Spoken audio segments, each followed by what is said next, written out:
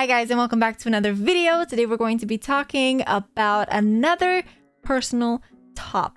It's again something Dead by Daylight related, but I think you guys are going to enjoy this one a bit more because it's more on the subjective side and it makes it more fun and exciting and maybe a little bit controversial as well.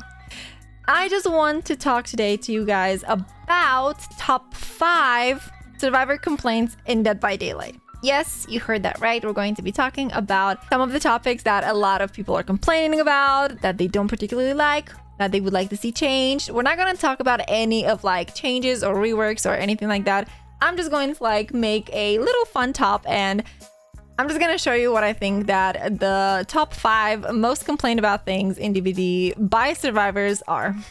Stop right there. Before we get into it, make sure that you are subscribed. Hit the bell button so you're going to be notified of my future uploads, and don't forget to give this one a like, before you finish watching this because you're biased like that. Let's get into it. Number 1 most complained thing about by any survivor out there in the year 2024 is, drum rolls, the current meta on the killer side. I think everybody is tired. We are done. We need a break. We need a vacation. We need divine intervention. Hey, what you watching? Because all of the perks that killers seem to know nowadays are just Pop Goes the Weasel, Scourge Hook, Pain Resonance, Grim Embrace, Deadman Switch, and anything in between. Not to mention the sprinkle of variety that is Ultimate Weapon. Yes. Actually, that's not canon. The current gen blocking and gen regressing meta has become really stale. It's just extremely boring to go against game after game after game after game. It doesn't matter which type of killer you're going against, whether it's a stealth killer or it's a high mobility killer or a ranged killer. A couple hundreds of killer perks have seemed to be reduced to just a bunch of them. And you see them in all sorts of like variations, in all sorts of builds. Speaking for survivors, we are tired. It's time to stop. It's time to stop, okay? No more. Where the fuck are your parents? Number 2 most complained thing about survivors, and that would be slugging and tunneling. Yes, we've heard it. We've had this conversation millions and millions of times. And I don't think we'll ever reach a consensus, no matter how many times it's said, no matter how many times it's confirmed and reconfirmed by the developers and everyone in this community. Yes, everybody understands that slugging is a problem and both sides are guilty if that happens. However, the type of slugging that survivors seem to be complaining about is the one that's completely unnecessary. At 5 gens, the game is going nowhere and you're just making it extremely boring for everyone. And yes, before anyone comes at me, I am aware killers are not supposed to be there to worry about survivors' fun. Yes, they should only worry about their own fun. I don't care. I know that the killer's not there to ensure that I'm gonna have a fun game, but I still have the right to complain if the game was boring.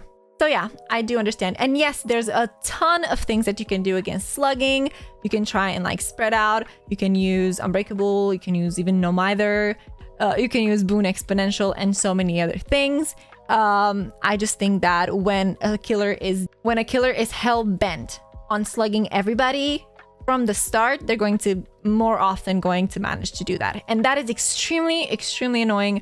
And I'm with the survivors on this one. Now, tunneling. This I'm sort of on the fence with. While I understand that it can be extremely annoying to be eliminated from the match very, very soon, I also understand why killers are doing this more often. It's just a simple power balance. Going against 4 survivors is much harder than going against 3 survivors. And if you manage to successfully eliminate one of the 4 survivors in a timely manner, you're going to just have a better, easier game. It doesn't make it any less boring. It doesn't. Like, I don't see why killers are still tunneling when they don't have to.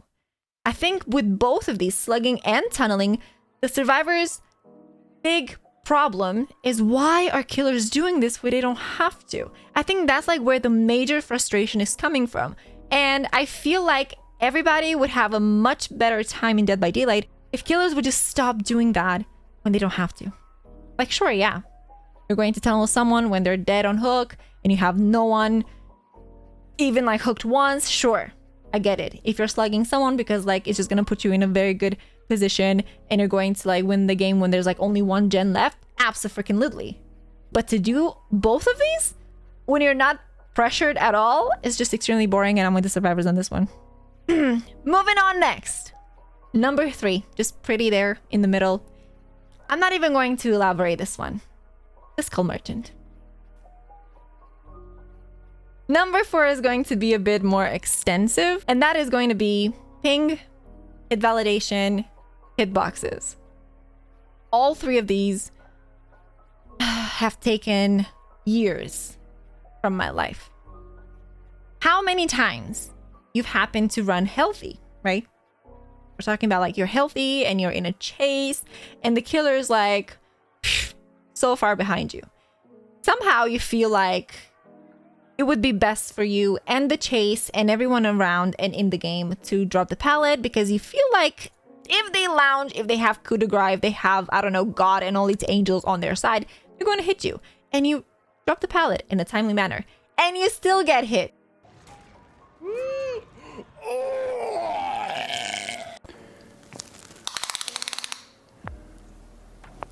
That's quite big. Impressive. How many times?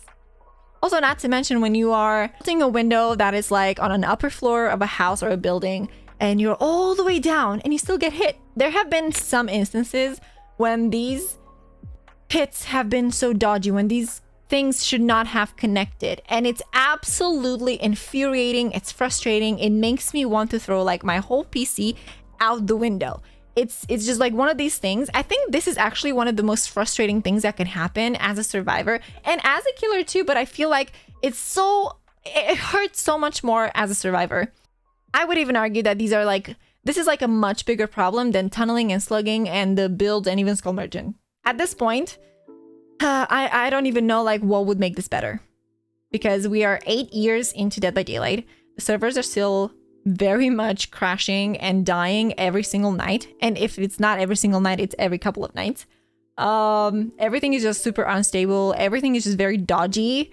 It feels like I'm going against killers that are VPNing, and I'm pretty sure that there's like some things that I got away with that I should not have. One other thing that's worth mentioned in this category is locker grabs. Another thing that's just been extremely infuriating for me is when I fast vault out of a locker and I'm all out and they still have the animation of like grabbing me. It's the worst injustice out there. I hate it. So for number 4, hit validation, hitboxes, ping, really big issues. I am extremely guilty of complaining about this every single time I'm playing Dead by Daylight. There's no exception. And now, last but not least, number 5, solo queue and solo queue teammates. Yes, it's true. Sometimes when we don't notice a problem, it's probably because we are the problem. So with all that being said, I'm going to just slightly thread, because I don't want to hurt anyone's feelings. And we're going to talk about this and why so many people are complaining about it. Solo queue is a mess. Solo queue is chaos. Solo queue is a purgatory. There's no easy way to say that. Even if we came a long way from early days Dead by Daylight solo queue to everything that we have at our disposal now, there's one thing that has never changed, and that is you. It doesn't matter how many HUD indications we have. It doesn't matter how much we are aware of our surroundings. It doesn't matter how much information we have from perks, because people are still not going to care about it. There's always going to be those teammates that are going to leave you on the hook because they don't care that there's so many things on the screen that are telling them that nobody's going after you. And those teammates are also the very same ones that are not doing anything to progress the game. They're not doing gens, they're not doing, I don't know, totems, they're not even getting chased. They're just existing somewhere on the map like decorations. It's either that, or we have the teammates that are giving up on hook first stage, Whether they are on a map that they don't like, whether they're going against a killer they don't like, whether they're going down in the first 10 seconds of the chase, whether or not it's their fault. They can make or break a game. And the reason why I'm saying that is because sometimes they're better off with a bot. I said I'm not gonna hurt anyone's feelings, but here we are. And last but not least, when it comes to solo queue, on average, there's always that one teammate that's just like, that's popping out of thin air and jumps on the generator that you are working on. You are injured. This is the last generator that you're working on. You have adrenaline. You're trying so hard to finish it. You're very focused to not miss any skill checks. And then there's Bill, approaching you carefully, full health, never hooked once, and sits on your gen. And he misses a skill check. And the second one. And the third one, and then runs as the killer approaches you and downs you and kills you because you were dead on hook. Those type of teammates are probably another reason why survivors are complaining about solo queue in general. So, what do you guys think? I hope that I wasn't too mean. I hope I didn't offend anyone. Do you guys agree with some of the points that I made? What is something that you like to complain about DBD the most? Let me know in a comment down below. And don't forget, till next time, don't forget guys to hit the subscribe button, like this video, and I'll see you in the comments where I'm going to be eagerly waiting to see what you like to complain most about in Dead by Daylight.